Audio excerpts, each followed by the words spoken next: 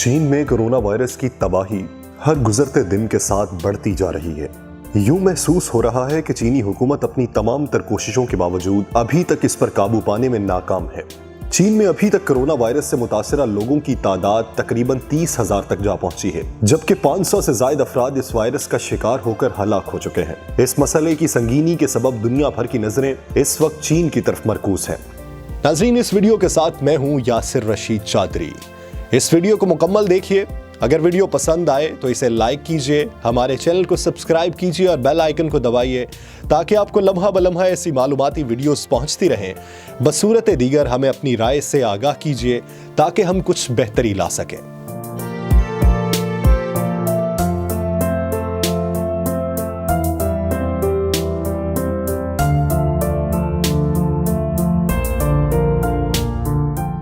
इसी दौरान चीन के सदर शी जिनपिंग ने एक मकामी मस्जिद का दौरा किया है, जिसके बारे में इत्तलात सामने आ रही हैं कि उन्होंने वहां मौजूद मुसलमानों से दरखास्त की है कि वो इस वायरस के खात्मे के लिए दुआ करें।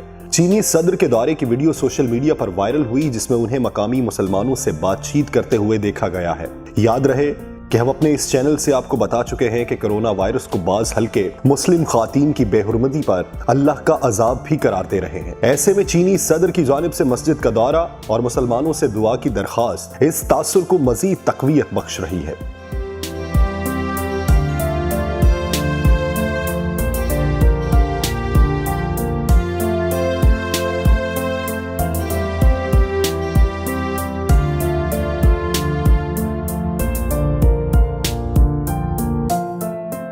कोरोना वायरस चीन के अलावा अब दूसरे ममालिक में भी फैल रहा है, जिसके बाद दुनिया के बहुत से ममालिक ने चीन से तजारत और लोगों की आमदोरफ्त को रोक दिया है। पाकिस्तान ने भी पहले अपने शहरियों को चीन से लाने पर इनकार कर दिया था, लेकिन बाद में उन्हें वतन वापस बुलाकर 14 दिन के लिए तिब्बी मुआयने में रखने के बाद घरों में जाने की इजाजत दी जाएगी।